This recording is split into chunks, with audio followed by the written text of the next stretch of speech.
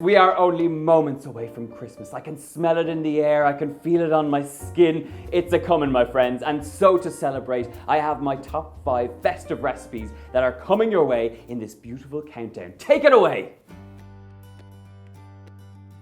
My friends, I need to introduce you to the best Christmas ham you will ever make. This is ham in cola. We're gonna start it off with a boneless gammon joint. This is what we call it here in Ireland and the UK. We're gonna get straight in here. This is a really simple Christmas ham. I did mention that already, but stick with me because it is.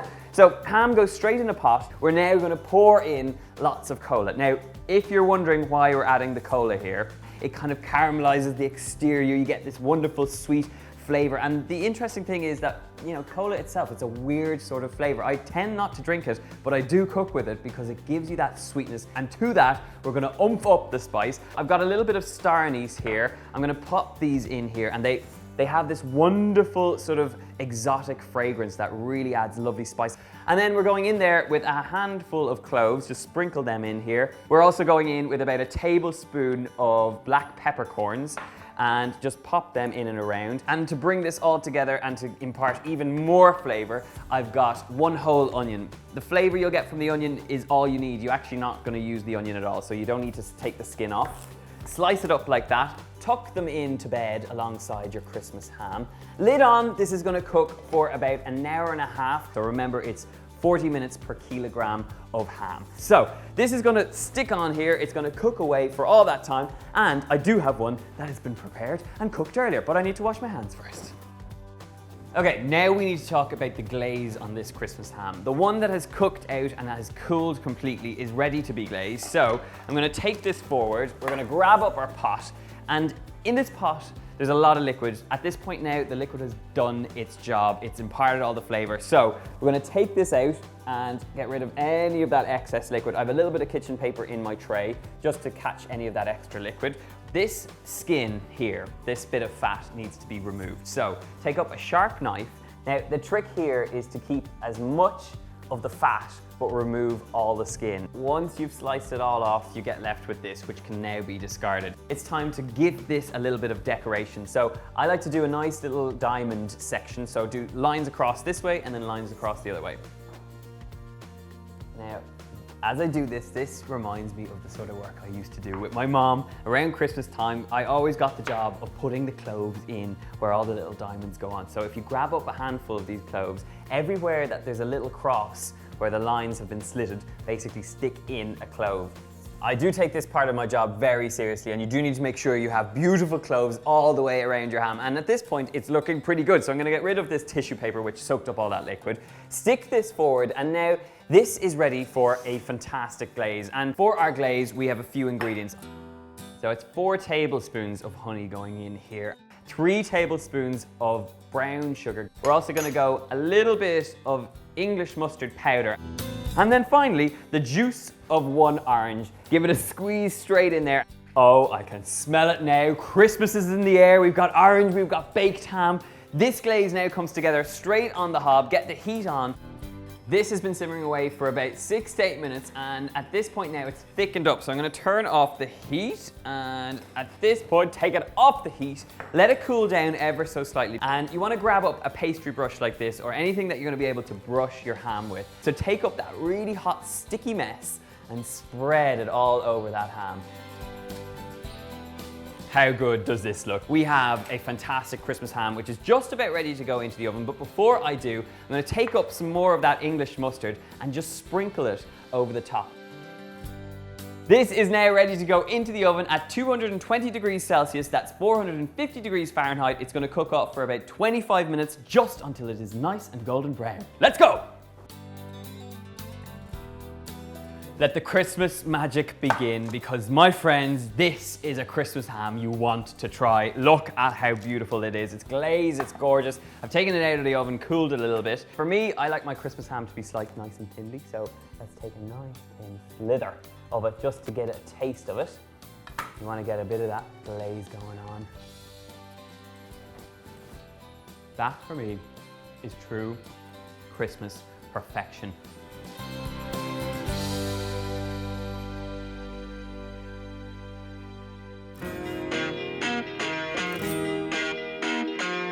Christmas dinner would not be Christmas dinner without the sides, so I'm going to show you how to make 3 of my absolute favourites with parsnips, carrots and some Brussels sprouts.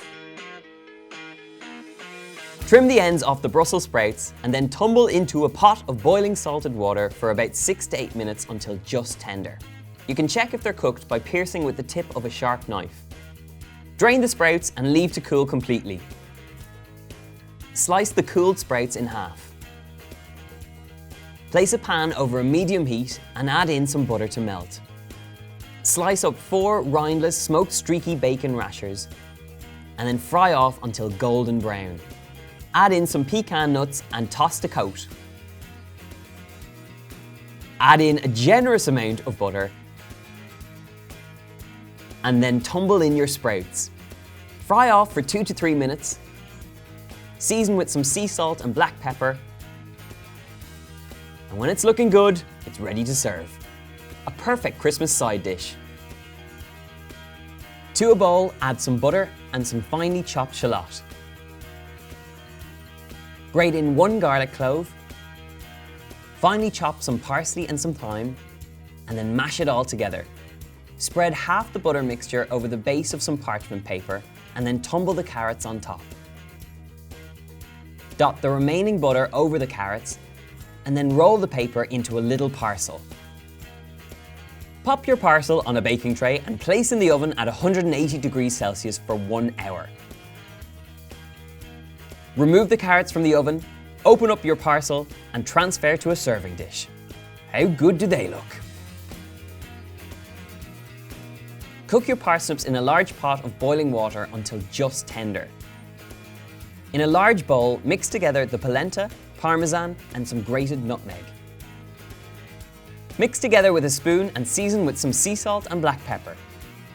When the parsnips are cooked, drain off the excess water and then add the parsnips to the parmesan and polenta mixture. Toss until completely coated. Place a large baking tray over a medium heat and add in a generous amount of butter. Melt it down and then add in your parsnips and coat completely in that melted hot butter. Place the parsnips in a preheated oven at 200 degrees Celsius and cook for about 35 minutes until golden brown. Crispy golden parsnips. What's not to love?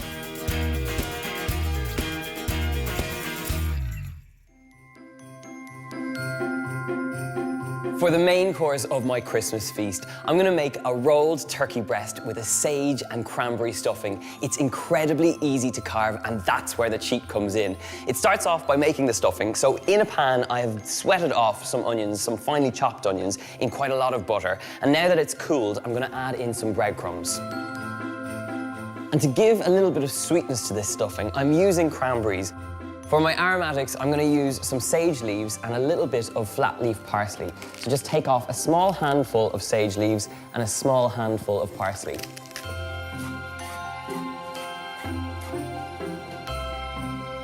Season it up with some sea salt and some ground black pepper. Give it a good mix through and just make sure all those breadcrumbs get coated in the butter and all those wonderful aromatic flavours. This stuffing is now ready for the turkey. So I have some turkey. I'm using a turkey breast here. It's a great way of feeding a lot of people and they're quite generous. Transfer the turkey across to a large chopping board. Take a sharp knife, keep your hand flat on top, and then just run the knife in. And if this looks too challenging, you could of course ask your butcher to do it for you. Lay on a piece of parchment paper and then just using a meat tenderizer, hammer, or even a rolling pin will do, just flatten it out. And now it's time to stuff. So just push it around so that it lays out horizontally to you, and then grab that stuffing and place it over the top.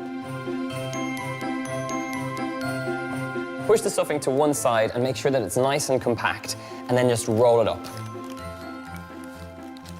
Just remove the parchment paper from underneath, and now that we have a beautifully stuffed turkey breast, it's time to tie this and make sure that it's nice and tight in the oven. I'm going to take some butcher's string, and you do want quite a bit to work with.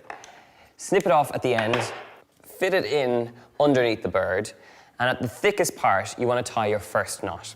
And then taking about 2 fingers of distance, you're going to do exactly the same thing, essentially. Run the string underneath the turkey breast, and then just slip that string underneath.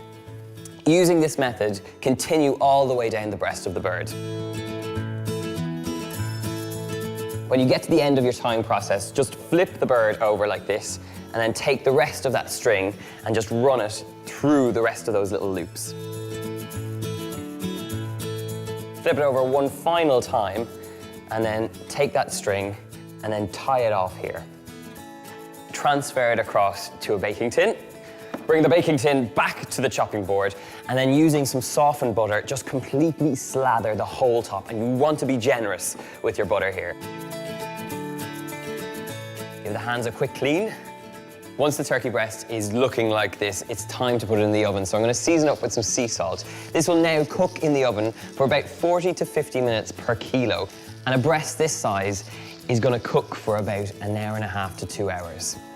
While this cooks off, I'm going to be basting it with a combination of maple syrup and a little bit of orange juice, and it gives the most beautiful golden color and a little sweet taste to that exterior of your bird. It's going to be absolutely amazing.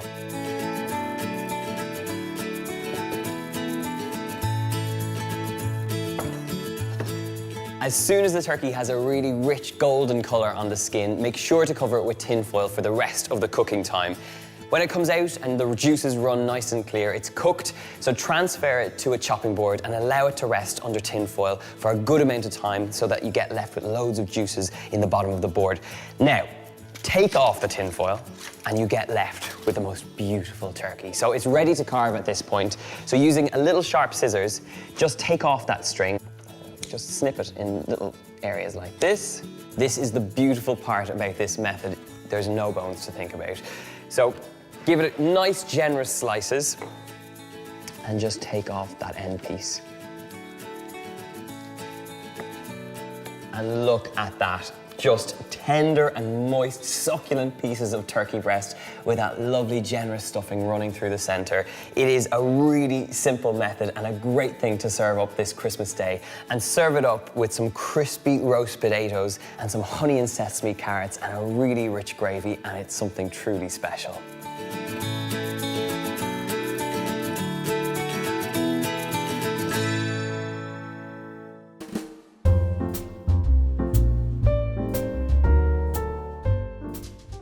Start it off by mixing some honey and some Dijon mustard in a small bowl. This is going to add some extra Christmas magic to your sausage rolls. Grab a large bowl and add in the sausage meat, herbs, breadcrumbs, cranberries, bacon, whole grain mustard, and a good pinch of salt and a crack of black pepper. Give all that mixture a really good stir and get those flavors going. Split the mixture down the middle and then grab some cling film and lay it flat on a board or work surface. Take the first half of your sausage mixture and roll it into a large sausage shape. Roll it and shape it until you have the right thickness, and then pop them into the fridge to chill and firm up for about 30 minutes. In the meantime, preheat your oven to 220 degrees Celsius, unroll sheets of puff pastry and give them a good brush with your magic mustard mixture. This little step really amps up the flavor levels and is well worth doing. Grab your sausage meat from the fridge and unwrap the cling film. Place the first batch of the meat far enough over on the pastry that you can roll the pastry over the top, tucking it into a neat little parcel as you go. And now it's time to get cutting. Grab a sharp knife and cut into your chosen size. I like to do little canapé-sized sausage rolls, perfect for Christmas parties. Pop them onto a lined baking tray and pierce the top of each roll once or twice with a sharp knife. This gives a lovely effect when the pastry is cooked, and then when you brush with a little bit of egg wash and sprinkle half the rolls with sesame seeds, they're going to be epic. Cook in the oven for 25 minutes or until they're very delicious and golden brown. Take them out of the oven and allow to cool on a wire rack. And that's it, my friends. You are now in Sausage Roll City, and now I have to try one. Oh man, they are so good. I know I always say that, but they really are. They're one of my favorite Christmas treats. Crumbly puff pastry, really delicious savory and sweet sausage roll filling. You've got the cranberries in there, so you've got this extra kind of Christmas magic going on. The honey and the mustard. This is really worth trying. Move over, Granny. Christmas pudding is out. Christmas trifle is in. We're going to start off by making a chocolate custard. So in a pan, I have quite a lot of cream, and we're going to bring this up to temperature. We're going to make this custard. It's a very easy thing to do. This is going to simmer away, and while it's simmering away, I'm going to make up the custard base. So for that, I need 4 free-range eggs. So I've got 1, 2, and 3, 4. First things first, you need to separate your eggs from your egg yolks. So without them falling all over the counter, I'm going to get my whites in a little glass. So just separate away. Egg yolks in. Caster sugar in on top of this. And now just grab a hand whisk. You could do this with an electric one, but by hand, it goes very quickly. So mix that through. Now this is exactly what you're looking for, a very smooth and glossy pale mixture. And now it's just ready for my cream, which has come to temperature, so turn that off the heat. Now, you have to concentrate when you do this. First of all, trickle in a little bit of the hot cream. If you add it all in at once, what'll happen is it starts to cook out. So just mix in a little bit at a time, and once you start getting it together, you can be a little bit more generous with it. So whisking and pouring all at the same time. As soon as you've mixed all of that through, and you haven't cooked your eggs, it's time to get the mixture straight back onto the heat for it to thicken up. So, pour it very carefully back into the saucepan. Looking good. Heat back on and bring this up to temperature, and you'll start to see it thickening out. The key thing when you're waiting for it to come up to temperature is to make sure that you keep stirring. It can tend to catch around the bottom, so just keep stirring and you'll get left with a very smooth custard. Once that custard has thickened up, take it off the heat, and now it's time to crack in some dark chocolate. So I have some good quality dark chocolate, mix that in, and the heat of the custard is going to help melt that down, and you'll be left with a lovely dark chocolate custard. Oh baby. Now this is why you add the chocolate in there. Luscious, creamy chocolate custard. This is what it's all about. So now this needs to cool completely, and then we're going to get on with the rest of the things to make this wonderful trifle. Now, while the custard is cooling, I need to tell you about the components of this fantastic Christmas trifle. Essentially, it's kind of like a Black Forest Gâteau Christmas trifle. So there's cherries, there's brownies, there's chocolate, there's custard, there's cream, lots of wonderful things. So I'm gonna kick off by slicing up this brilliant brownie. Now, if you want the recipe for this brownie, you can click it in the link below. You can check it out there where we've made it up, and this is one that we've made earlier. It's cooled, and now I just need to slice it up into nice squares that are going to fit into my trifle bowl. Brownie is sliced up and ready for layering. I also have a creamy element, and that comes from some lightly whipped cream that I'm going to mix through with some creme fraiche. This makes a really thick, creamy mixture, and to that creme fraiche, I'm going to add some great flavor from some vanilla bean paste. If you can't get your hands on this, normal vanilla extract will do the job. And I love that you get those little flecks of black bean running throughout here. So, we've also got a little bit of icing sugar when I whipped up the cream, and now you've just got to mix this up. The creme fraiche in here is going to make this smooth and creamy and even more luxurious than it already is. My cream is beautifully mixed through, and it's time to assemble. Now, you could make this trifle into a giant trifle bowl, but I'm gonna go the extra mile. I'm gonna make up some mini trifles. So I have these nice little glasses, which are perfect for making mini trifles. I'm gonna take some slices of brownie, which I'm probably gonna be easier if I take out over here, and just don't get all over there. Okay, so just take up a layer of chocolate brownie and press it into the base of each one of these little trifle bowls. To give these trifles our lovely Black Forest Gâteau taste and feel, we will also be adding some cherries. Now, these cherries are straight from a can. They have a syrup, and with that syrup, you need to remove the cherries from the syrup, reduce down the syrup, add a little bit of kirsch, some liqueur, some cherry liqueur in there, and now you should be left with a beautiful cherry mixture, which goes straight over our brownies. Beautiful. We have got cherries in. Now it is time for that chocolate custard. This is just getting better and better. And then just to finish it off, I have that luscious creme fraiche mixture, which just needs dolloping over the top. Give it a little bit of love with an offset spatula over the top. And now that I have these beautiful Christmas fairy tale peaks, I'm gonna finish it off with some white chocolate shavings and some dark chocolate shavings. The final finishing touch, which I just can't help. I mean, I know they look pretty good right now, but I'm gonna sprinkle them with some edible gold stars. Stick with me, my friends.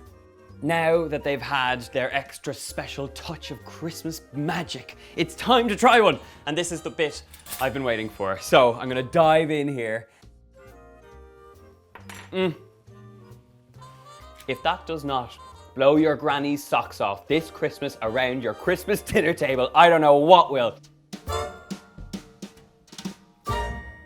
There you go. After that, I don't know how you couldn't be in a Christmas mood. I'm wearing a Christmas hat. I've got a Christmas tree. We've got all the lights.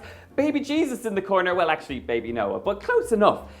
All together, we are ready for Christmas, and I hope you are too. I'm going to wish you a very happy Christmas, and I hope you are surrounded by lots of love and joy and family and lots of gorgeous food this Christmas. Happy Christmas, and I'll see you soon. Bye.